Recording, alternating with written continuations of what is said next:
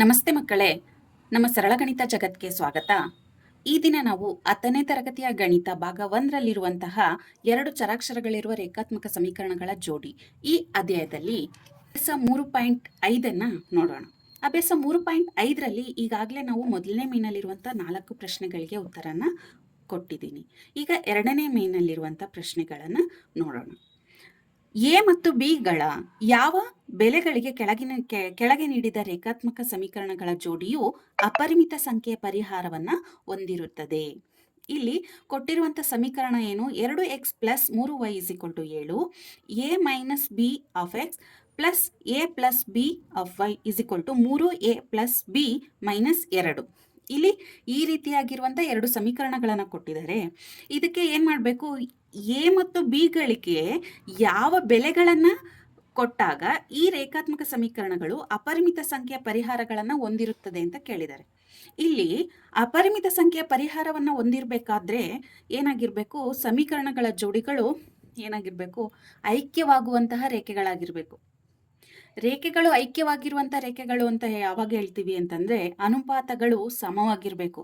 ಅನುಪಾತಗಳು ಅಂತಂದರೆ a1/a2 = b1/b2 = c1/c2 ಆದಾಗ ರೇಖೆಗಳು ಐಕ್ಯವಾಗುವ ರೇಖೆಗಳಾಗಿರುತ್ತೆ. ಐಕ್ಯವಾಗುವ ರೇಖೆಗಳಾಗಿದ್ದಾಗ ಅಂತಹ ಜೋಡಿಗಳಿಗೆ ಅಪರಿಮಿತ ಸಂಖ್ಯೆ ಪರಿಹಾರಗಳು ಹೊಂದಿರುತ್ತೆ. ಬನ್ನಿ ನೋಡೋಣ. ಇಲ್ಲಿ ನಾವು ಅನುಪಾತ a1/a2 b1/b2 c1/c2ಗಳನ್ನು ನೋಡಬೇಕು. ಕೊಟ್ಟಿರೋಂಥ ಸಮೀಕರಣ ಏನು? 2x plus 3y = 7, a minus b of x plus b a plus b of y = 3a plus b minus 2 ಅಂತ ಇದೆ. ಸಮೀಕರಣಗಳಲ್ಲಿ a1 ಅಂದರೆ 2, b1 3, c1 minus 7, a2 a minus B, b2 a plus B, c2 ಏನಿದೆ minus of 3a plus b minus 2. ಈಗ ನಾವು ಅನುಪಾತಗಳನ್ನು ನೋಡೋಣ. a1/a2 ಅಂತಂದರೆ ಏನು? 2/a minus B. b1/b2 3/a plus B. c1/c2 minus 7 minus of 3a plus b minus 2.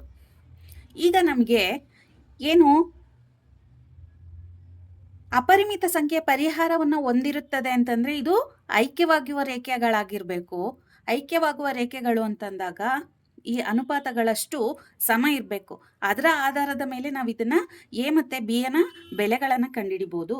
ಈಗ ನೋಡಿ, a1/a2 = b1/b2 ಆಗಬೇಕು ಅಲ್ವಾ? a1/a2 = b1/b2 ಅಂತಂದಾಗ ಏನು? 2/a minus B = 3/a plus B. ಇದನ್ನು ನಾವು ಓರೆ ಗುಣಾಕಾರ ಮಾಡಿ ಏನಾಗುತ್ತೆ? 2 × a plus B = 3 × a minus B. 2a plus 2b = 3a minus 3. ಇದನ್ನು ಎಲ್ಲ ಒಂದು ಕಡೆ ತಗೊಂಬನ್ನಿ. 2a ಆ ಸೈಡ್ ಹೋದಾಗ 3a ಮೈನಸ್ 2a, 2b ಆ ಕಡೆ ಹೋದಾಗ ಇಂದ ಆ ಕಡೆ ಹೋದಾಗ ಮೈನಸ್ 3b ಮೈನಸ್ 2b ಏನಾಗುತ್ತೆ? ಇದು 3a ಮೈನಸ್ 2a ಅಂದರೆ a, 3ರಲ್ಲಿ 2 ಹೋದರೆ 1, ಪ್ಲಸ್ 3b ಇದೆ, ಪ್ಲಸ್ 2b ಆ ಕಡೆ ಹೋದಾಗ ಮೈನಸ್ 2b ಏನಾಯಿತು? Minus 5b = 0. ಇದನ್ನು ಒಂದು ಸಮೀಕರಣ ಅಂತ ತಗೊಳ್ಳಿ. ಇದನ್ನು ನಾವು ಸಮೀಕರಣ 1 ಅಂತ ತಗೊಳ್ಳಿ. ಮತ್ತು a1/a2 = c1/c2 ಅನ್ನೋ ಅನುಪಾತ ಸಮ ಅಂತ ತಗೊಂಡಾಗ a1/a2 = c1/c2 ಅಂತ ತಗೊಂಡಾಗ ಏನು ಬರುತ್ತೆ? 2/a minus B = minus 7 minus of 3a plus b minus 2. ಇಲ್ಲಿ ಮೈನಸ್ ಮೈನಸ್ ಕ್ಯಾನ್ಸಲ್ ಆಗುತ್ತೆ. ಮತ್ತೆ ಓರೆ ಗುಣಾಕಾರ ಮಾಡಿ 2ರಿಂದ ಇದಿಷ್ಟನ್ನು ಗುಣಿಸಿ 6a plus 2b minus 4 = 7a minus 7b. ಇದನ್ನೆಲ್ಲ ಒಂದು ಕಡೆ ತಗೊಳ್ಳಿ. ಇಲ್ಲಿ ನೋಡಿ 7a ಇದೆ, ಈ ಕಡೆ ಇರೋಂಥ 6a ಈ ಕಡೆ ಬಂದಾಗ ಏನಾಗುತ್ತೆ -6a. ಇಲ್ಲಿ -7b ಇದೆ, ಈ +2b ಈ ಕಡೆ ಬಂದಾಗ -2b. -4 ಈ ಕಡೆ ಬಂದಾಗ +4 = ಈ ಕಡೆ ಏನು ಉಳಿದಿಲ್ಲ 0. ಈಗ 7a - 6a a, -7b -2b -9b +4 0. ಇದನ್ನು ಸಮೀಕರಣ 2 ಅಂತ ತಗೊಳ್ಳಿ. ಇಲ್ಲಿ ನಮಗೆ 2 ಸಮೀಕರಣಗಳು ಸಿಕ್ಕಿದೆ. a - 5b = 0, a - 9b = -4. ಇಲ್ಲಿ ನಾವೇನು ಮಾಡ್ತಾ ಇದ್ದೀವಿ, ಸಮೀಕರಣ 2ರಿಂದ ಸಮೀಕರಣ 1ಅನ್ನು ಕಳಿತಾ ಇದ್ದೀವಿ. ಏನಾಗುತ್ತೆ, a - 9b = -4, a - 5b = 0. ಇಲ್ಲಿ ನಾವೇನು ಮಾಡ್ತಾ ಇದ್ದೀವಿ, ಕಳಿತಾ ಇದ್ದೀವಿ. ಏನಲ್ಲಿ ಎ ಕ್ಯಾನ್ಸಲ್ ಆಗುತ್ತೆ. -9b + 5b ಏನಾಯಿತು, -4b = ಇಲ್ಲಿ -4. ಹಾಗಾಗಿ ಬಿನ ಬೆಲೆ -4/-4 ಅಂತಂದರೆ ಬಿನ ಬೆಲೆ 1. ಬಿನ ಬೆಲೆ ಸಿಕ್ತು. ಈಗ ನಾವು ಬಿಯ ಬೆಲೆಯನ್ನು ಸಮೀಕರಣ 1ರಲ್ಲಿ ಆದೇಶಿಸಿ ನೋಡೋಣ. a - 5b = 0 ಇದೆ. a ಹಾಗೆ ಇರಲಿ, -5 × ಬಿಯ ಜಾಗದಲ್ಲಿ 1ಅನ್ನು ಆದೇಶಿಸಿದಾಗ a - 5 = 0, a -5 ಆ ಕಡೆ ಹೋದಾಗ +5. a ಯ ಬೆಲೆ 5, b ಯ ಬೆಲೆ 1. ಈ ಸಮೀಕರಣಗಳಲ್ಲಿ a 5 ಮತ್ತು b ಯ ಬೆಲೆ 1 ಆಗಿದ್ದಾಗ ಈ ಸಮೀಕರಣಗಳ ಜೋಡಿಗಳಿಗೆ ಅಪರಿಮಿತ ಸಂಖ್ಯೆ ಪರಿಹಾರಗಳು ಸಿಗುತ್ತೆ. ಬನ್ನಿ ಮುಂದಿನ ಪ್ರಶ್ನೆಯನ್ನು ನೋಡೋಣ. k ಯ ಯಾವ ಬೆಲೆಗೆ ಕೆಳಗೆ ನೀಡಿದ ರೇಖಾತ್ಮಕ ಸಮೀಕರಣಗಳ ಜೋಡಿಯು ಯಾವುದೇ ಪರಿಹಾರವನ್ನು ಹೊಂದಿರುವುದಿಲ್ಲ. ಸಮೀಕರಣಗಳು 3x + y = 1, 2k - 1 of x + k - 1 of y = 2k + 1. ಸಮೀಕರಣಗಳು ಹೀಗಿದೆ. ಇಲ್ಲಿ ಏನು ಕೇಳಿದರೆ, ಯಾವುದೇ ಪರಿಹಾರವನ್ನು ಹೊಂದಿರುವುದಿಲ್ಲ. ಸಮೀಕರಣಗಳ ಜೋಡಿಗಳು ಯಾವುದೇ ಪರಿಹಾರವನ್ನು ಹೊಂದಿಲ್ಲ ಅಂತಂದರೆ ಆ ಸಮೀಕರಣಗಳು ಏನಾಗಿರಬೇಕು, ಸಮಾಂತರ ರೇಖೆಗಳಾಗಿರಬೇಕು. ಆ ರೇಖೆಗಳು ಸಮಾಂತರ ರೇಖೆಗಳಾಗಿದ್ದಾಗ ಅದಕ್ಕೆ ಯಾವುದೇ ರೀತಿಯ ಪರಿಹಾರಗಳು ಇರುವುದಿಲ್ಲ. ಸಮಾಂತರ ರೇಖೆಗಳಾಗಿರಬೇಕು ಅಂತಂದರೆ ಅನುಪಾತಗಳು ಏನಾಗಿರಬೇಕು, a1/a2 = b1/b2 ಆದರೆ ≠ c1/c2. ಈ ರೀತಿ ಇದ್ದಾಗ ಸಮೀಕರಣಗಳು ಏನಾಗಿರ್ತವೆ, ಯಾವುದೇ ರೀತಿಯ ಪರಿಹಾರವನ್ನು ಹೊಂದಿರೋದಿಲ್ಲ. ಅಂಥ ರೇಖೆಗಳು ಸಮಾಂತರ ರೇಖೆಗಳಾಗಿರುತ್ತೆ. ಈ ಸಮೀಕರಣಗಳಲ್ಲಿ a1 3 ಆಗಿದೆ, b1 1 ಆ್ಯಂಡ್ c1 -1 ಆಗಿದೆ. a2 2k - 1, b2 k - 1, c2 -2k + 1. ಇಲ್ಲಿ ಅನುಪಾತಗಳನ್ನು ನೋಡೋಣ. a1/a2 3/2k - 1, b1/b2 1/k - 1, c1/c2 -1/-2k + 1. ಇಲ್ಲಿ ನಮಗೆ ಏನಾಗಿರಬೇಕು, a1/a2 = b1/b2 ಆಗಿರಬೇಕು. ಹಾಗಾಗಿ 3/2k - 1 = 1/k - 1 ಅನ್ನು ತಗೊಳ್ಳೋಣ. ಇಲ್ಲಿ = ಆಗಿದೆ ಅಂತಂದಾಗ ನಾವು ಓರೆ ಗುಣಾಕಾರ ಮಾಡ್ಬೋದು. 3 × k - 1 = 1 × 2k - 1. 3k - 3 = 2k - 1. ಈಗ ಇದನ್ನು ಎಲ್ಲ ಒಂದು ಕಡೆ ತಗೊಳ್ಳಿ. 3k - 2k - 3, ಇಲ್ಲಿ -1 ಈ ಕಡೆ ಬಂದರೆ +1 = 0. 3k - 2k 1k, -3 +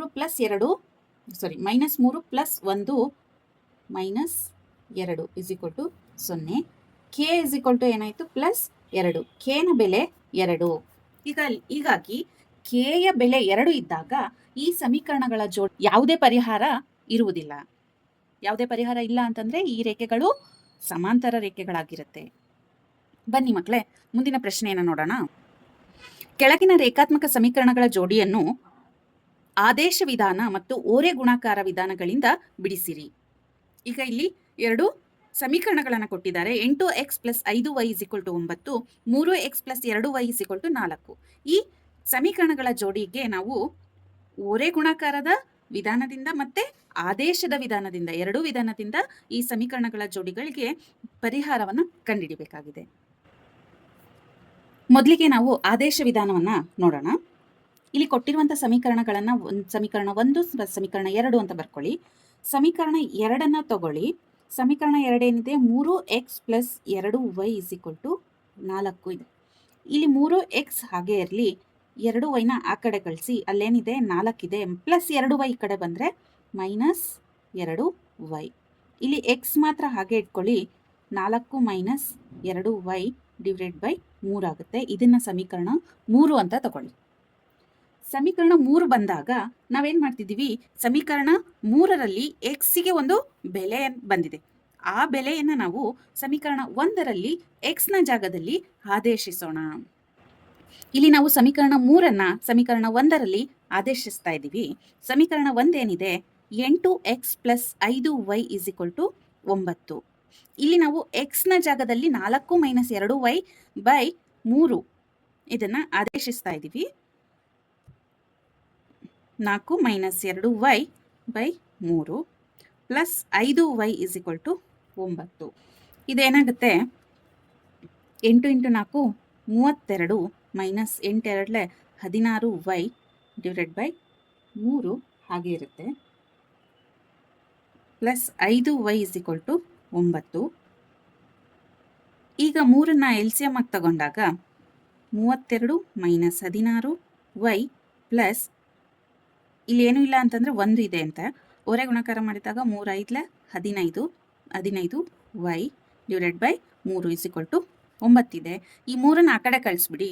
ಏನಾಯಿತು, 32 - 16y ಪ್ಲಸ್ 15y = 9 × 3 27.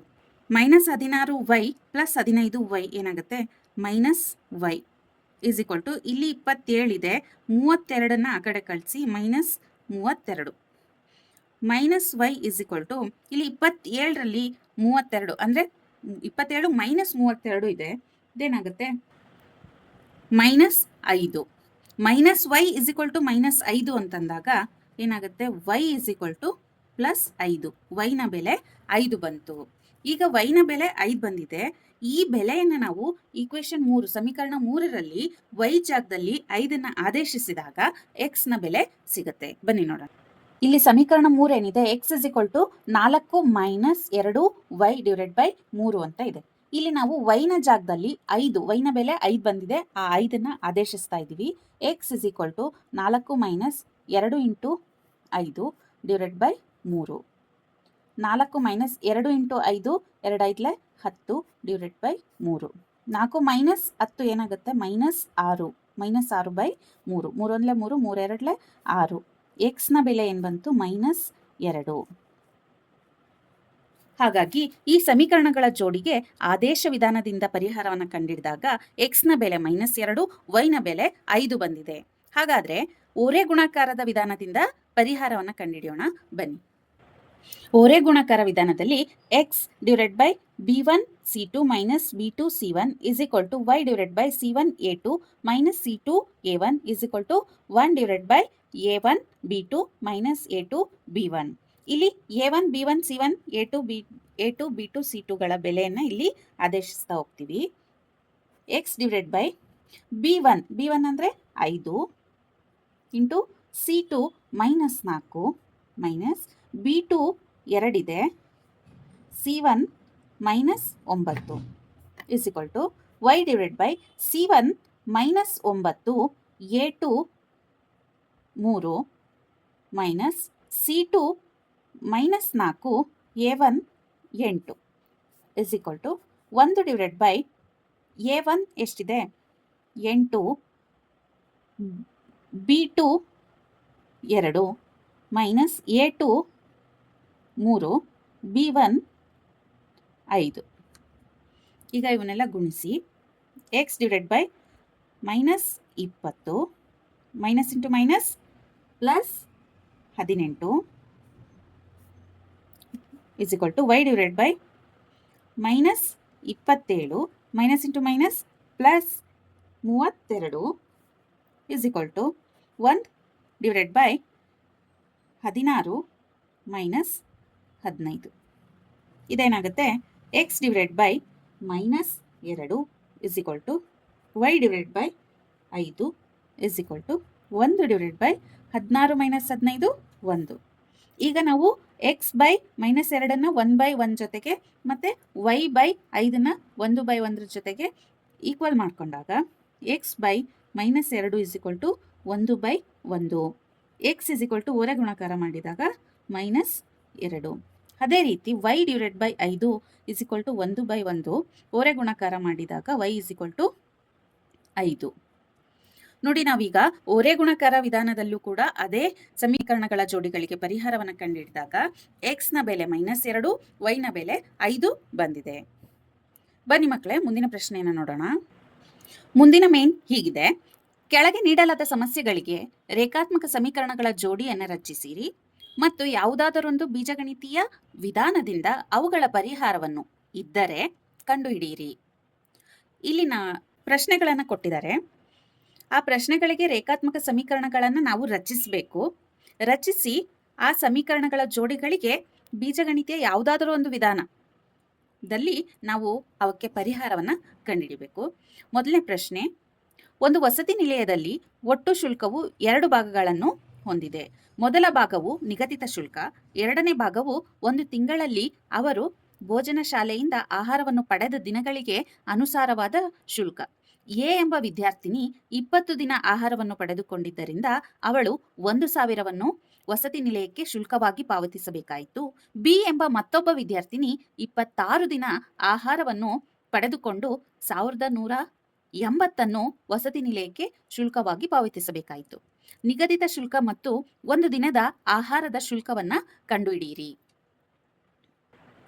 ಇಲ್ಲಿ ನಿಗದಿತ ಶುಲ್ಕವನ್ನ ಎಕ್ಸ್ ಅಂತನೂ ಒಂದು ದಿನದ ಆಹಾರದ ಶುಲ್ಕವನ್ನ ವೈ ಎಂದು ನಾವು ಭಾವಿಸೋಣ.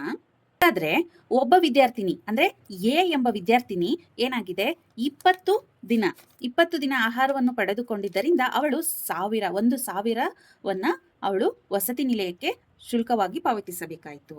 ಹಾಗಾದ್ರೆ ಈ ಸಮೀಕರಣವನ್ನು ನಾವು ಏನಂತ ಬರಿಬೋದು?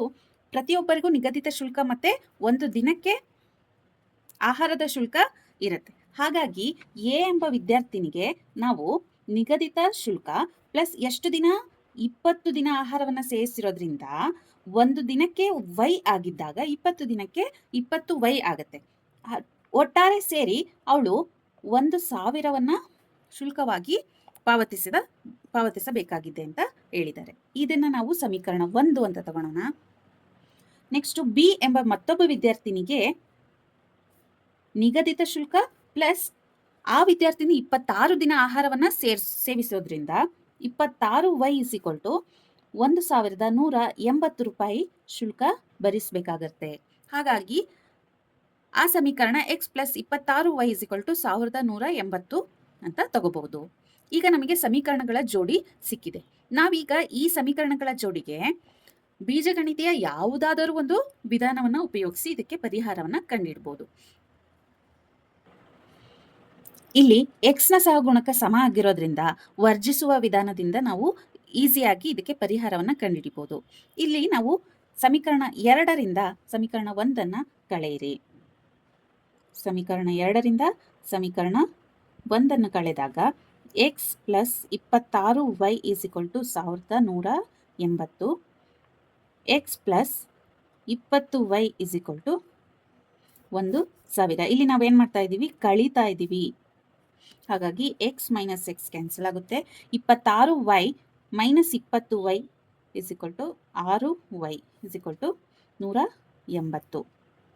Y is equal to 180 divided by 6. So ಇದು 30 ಬರುತ್ತೆ. ವೈನ ಬೆಲೆ 30. ಇಲ್ಲಿ ವೈನ ಬೆಲೆ 30 ಬಂದಿದೆ. ಇಲ್ಲಿ ವೈನ ಬೆಲೆಯನ್ನು ಸಮೀಕರಣ 1ರಲ್ಲಿ ಆದೇಶಿಸಿದಾಗ ಸಮೀಕರಣ 1 ಏನಿದೆ, x plus 20y is equal to 1,000. ಇಲ್ಲಿ ವೈನ ಬೆಲೆ 30 ಬಂದಿದೆ, ಅದನ್ನು ವೈ ಜಾಗದಲ್ಲಿ ಆದೇಶಿಸಿ 30 is equal to 1,000. X plus 600 is equal to 1,000. X is equal to ಈ ಪ್ಲಸ್ 600 ಆ ಕಡೆ ಕಳಿಸಿ 1,000 ಮೈನಸ್ 600. ಎಕ್ಸ್ನ ಬೆಲೆ ಏನು ಬಂತು, 400. ಇಲ್ಲಿ ಎಕ್ಸ್ನ ಬೆಲೆ 400, ವೈನ ಬೆಲೆ 30. ಇಲ್ಲಿ ನಾವು ಎಕ್ಸ್ನ ಏನಂತ ತಗೊಂಡಿದ್ದೀವಿ, ಎಕ್ಸನ್ನು ನಿಗದಿತ ಶುಲ್ಕ ಅಂತ ತಗೊಂಡಿದ್ದೀವಿ, ವೈಯನ್ನು ಒಂದು ದಿನದ ಆಹಾರದ ಶುಲ್ಕ ಅಂತ ತಗೊಂಡಿದ್ದೀವಿ. ಹಾಗಾಗಿ ಎಕ್ಸ್ನ ಬೆಲೆ 400, ವೈನ ಬೆಲೆ 30 ಬಂದಿದೆ ಮಕ್ಕಳೇ. ಬನ್ನಿ ಮುಂದಿನ ಪ್ರಶ್ನೆಯನ್ನು ನೋಡೋಣ. ಪ್ರಶ್ನೆ ಹೀಗಿದೆ, ಒಂದು ಭಿನ್ನರಾಶಿಯ ಅಂಶದಿಂದ ಒಂದನ್ನು ಕಳೆದಾಗ ಅದು 1/3 ಆಗುತ್ತದೆ ಮತ್ತು ಆ ಭಿನ್ನರಾಶಿಯ ಛೇದಕ್ಕೆ 8 ಸೇರಿಸಿದಾಗ ಅದು 1/4 ಆಗುತ್ತದೆ. ಹಾಗಾದರೆ ಆ ಭಿನ್ನರಾಶಿಯನ್ನು ಕಂಡುಹಿಡಿಯಿರಿ. ಮೊದಲಿಗೆ ನಾವೇನು ಮಾಡ್ತಿದ್ದೀವಿ, ಆ ಭಿನ್ನರಾಶಿಯು x/y ಆಗಿರಲಿ ಅಂತ ತಗೊಂಡಿದ್ದೀವಿ. ಆಯ್ತಾ, ನಮಗೆ ಒಂದು ಭಿನ್ನರಾಶಿ ಇದೆ, ಆ ಭಿನ್ನರಾಶಿ ಯಾವುದು ಅಂತ ಗೊತ್ತಿಲ್ಲ, ಅದನ್ನು ನಾವು x/y ಅಂತ ತಗೊಂಡಿದ್ವಿ. ಈಗ ಪ್ರಶ್ನೆಯನ್ನು ನೋಡಿ, ಒಂದು ಭಿನ್ನರಾಶಿಯ ಅಂಶದಿಂದ ಒಂದನ್ನು ಕಳೆದಾಗ ಈಗ ಆ ಭಿನ್ನರಾಶಿ ಯಾವುದು, x/y, ಅದರಲ್ಲಿ ಅಂಶ x, ಛೇದ y. ಅಲ್ಲೇನು ಹೇಳಿದ್ದಾರೆ, ಅಂಶದಿಂದ ಒಂದನ್ನು ಕಳೆದಾಗ ಅಂತಂದರೆ x - 1 ಡಿವೈಡೆಡ್ ಬೈ y.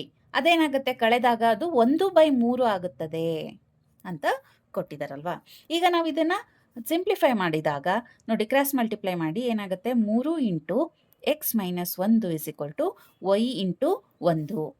ಈಗ ಏನಾಯಿತು, 3x - 3, ಆ ವೈನ ಈ ಕಡೆ ತಗೊಂಡ್ಬಂದ್ಬಿಡಿ, -y ಇಸ್ ಈಕ್ವಲ್ ಟು 0. ಇದನ್ನೇ ನಾವು ಏನಂತ ಬರಿಬೋದು, 3x - y - 3 is equal to 0. ಇದು ಸಮೀಕರಣ 1 ಅಂತ ತಗೊಳ್ಳಿ.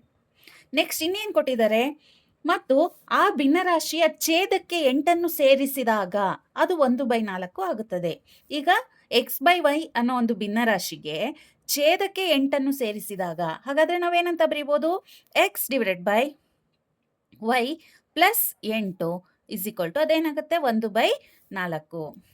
ಅದೇ ರೀತಿ ಇದನ್ನು ಸಿಂಪ್ಲಿಫೈ ಮಾಡಿ, 4x is equal to y plus 8. ಈ ಈಕ್ವೇಷನ್ ನಾವೇನಂತ ಬರಿಬೋದು, 4x minus y minus 8 is equal to 0. ಇದನ್ನು ಸಮೀಕರಣ 2 ಅಂತ ತಗೊಳ್ಳಿ. ಈಗ ನೋಡಿ ಮಕ್ಕಳೇ, ಇಲ್ಲಿ ನಮಗೆ 2 ಸಮೀಕರಣಗಳು ಸಿಕ್ಕಿದೆ. 3x minus y minus 3 is equal to 0, 4x minus y minus 8 is equal to 0. ಇಲ್ಲಿ 2 ಸಮೀಕರಣಗಳು ಸಿಕ್ಕಿದೆ. ಈ 2 ಸಮೀಕರಣಗಳನ್ನು ನಾವು ಯಾವುದಾದರೂ ಒಂದು ವಿಧಾನದಿಂದ ನಾವು ಇದಕ್ಕೆ ಪರಿಹಾರವನ್ನು ಕಂಡುಹಿಡಬಹುದು. ಈಗ ನಾವೇನು ಮಾಡ್ತಿದ್ದೀವಿ, ಸಮೀಕರಣ 2ರಿಂದ ಸಮೀಕರಣ 1 ಕಳೀತಾ ಇದ್ದೀವಿ. ನಾವೇನು ಮಾಡ್ತಾ ಇದ್ದೀವಿ, ಸಮೀಕರಣ 2 ಮೈನಸ್ ಸಮೀಕರಣ 1 ಮಾಡ್ತಾ ಇದ್ದೀವಿ. ಏನಾಗುತ್ತೆ, 4x minus y is equal to 8. ಈ ಸಮೀಕರಣದಿಂದ 3x minus y is equal to 3.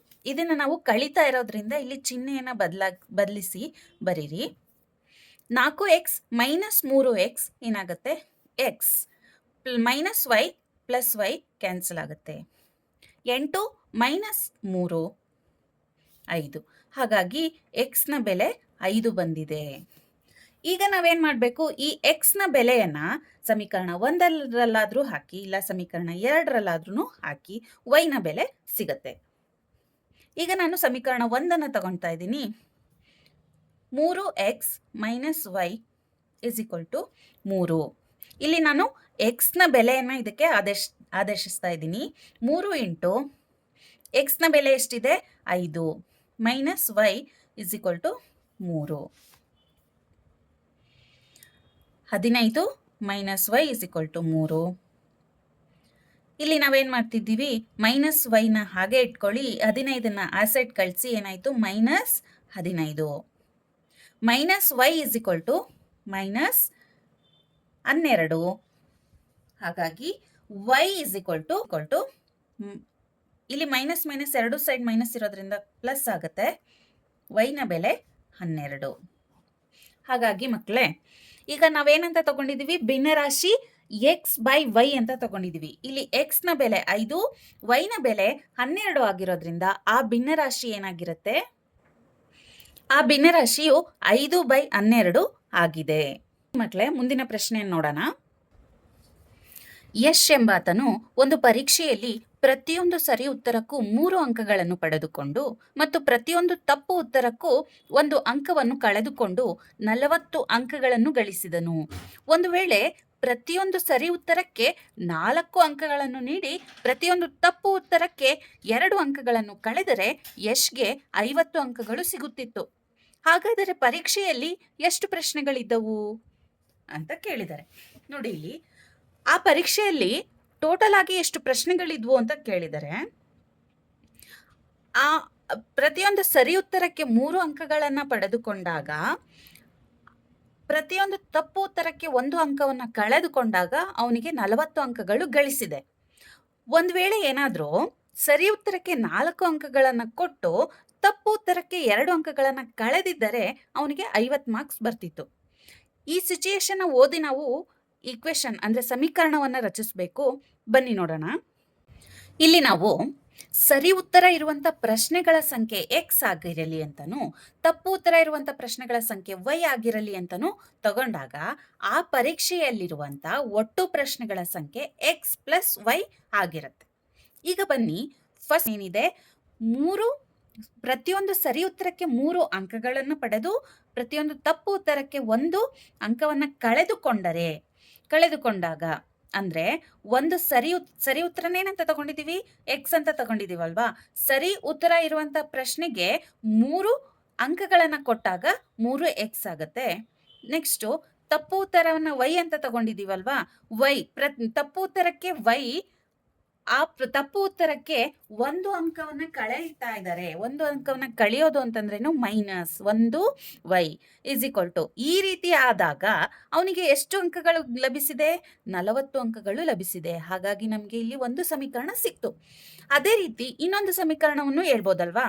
ಅಲ್ಲಿ ಏನಾದ್ರೂ ಸರಿ ಉತ್ತರಕ್ಕೆ 4 ಅಂಕಗಳನ್ನು ನೀಡಿ ಪ್ರತಿಯೊಂದು ತಪ್ಪು ಉತ್ತರಕ್ಕೆ 2 ಅಂಕಗಳನ್ನು ಕಳೆದರೆ, ಅಂದ್ರೆ ಸರಿ ಉತ್ತರಕ್ಕೆ 4 ಅಂಕಗಳನ್ನು ನೀಡಿ ತಪ್ಪು ಉತ್ತರಕ್ಕೆ 2 ಅಂಕಗಳನ್ನು ಕಳೆದಾಗ ಅವನಿಗೆ 50 ಮಾರ್ಕ್ಸ್ ಸಿಗ್ತಾ ಇತ್ತು.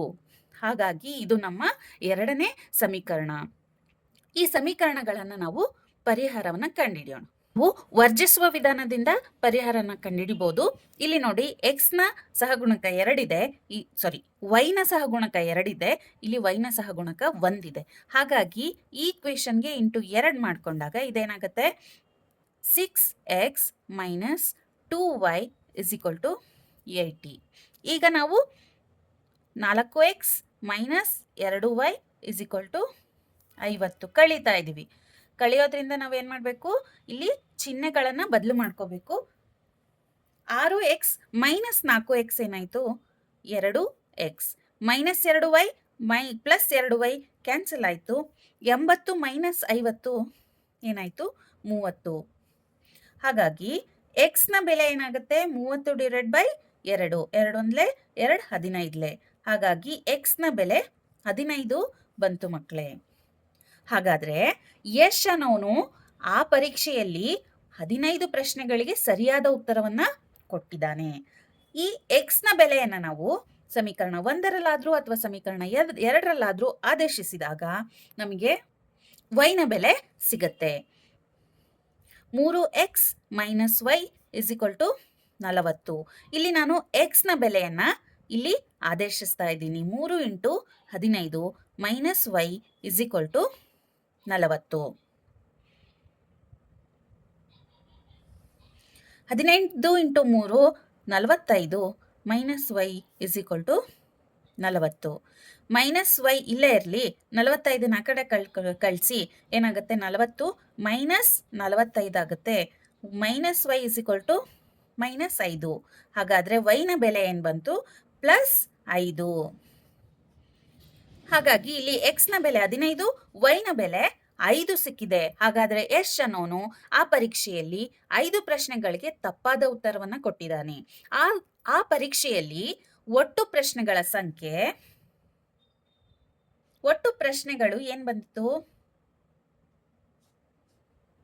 ಎಕ್ಸ್ ಪ್ಲಸ್ ವೈ ಅಲ್ವಾ? 15 ಪ್ಲಸ್ 5. ಹಾಗಾಗಿ ಆ ಪರೀಕ್ಷೆಯಲ್ಲಿ ಇದ್ದಂಥ ಒಟ್ಟು ಪ್ರಶ್ನೆಗಳ ಸಂಖ್ಯೆ 20 ಆಗಿದೆ ಮಕ್ಕಳೇ. ಬನ್ನಿ ಮುಂದೆ ರೀತಿಯಾಗಿ ಇಲ್ಲಿ 2 ಪ್ರಶ್ನೆಗಳಿದೆ. ಈ 2 ಪ್ರಶ್ನೆಗಳನ್ನು ಸರಿಯಾಗಿ ಓದಿ ಅದಕ್ಕೆ ಸಮೀಕರಣವನ್ನು ರಚಿಸಿ ಮಕ್ಕಳೇ. 2 ಸಮೀಕರಣಗಳು ಬಂದಾದ್ಮೇಲೆ ಈ ಪ್ರಶ್ನೆಗೆ ನಿಮಗೆ ಯಾವ ವಿಧಾನ ಈಸಿ ಅನ್ಸುತ್ತೆ, ಯಾವ ವಿಧಾನ ಇಷ್ಟ ಆಗತ್ತೆ, ಆ ವಿಧಾನದಲ್ಲಿ ಆ ಸಮೀಕರಣಗಳಿಗೆ ಪರಿಹಾರವನ್ನು ಕಂಡುಹಿಡಿಬೋದು. ಗೊತ್ತಾಗಿಲ್ಲ ಅಂತಂದರೆ ಕಮೆಂಟ್ ಮಾಡಿ, ನಾನು ಖಂಡಿತವಾಗಿ ಅದಕ್ಕೆ ಉತ್ತರವನ್ನು ತಿಳಿಸ್ಕೊಡ್ತೀನಿ ಮಕ್ಕಳೇ. ನನ್ನ ವಿಡಿಯೋ ನಿಮಗೆ ಇಷ್ಟ ಆಗಿದ್ದಲ್ಲಿ ನನ್ನ ಚಾನಲ್ನ ಸಬ್ಸ್ಕ್ರೈಬ್ ಮಾಡಿ, ಈ ವಿಡಿಯೋಗೆ ಲೈಕ್ ಮಾಡಿ, ಕಮೆಂಟ್ ಮಾಡಿ. ನಮಸ್ತೆ ಮಕ್ಕಳೇ.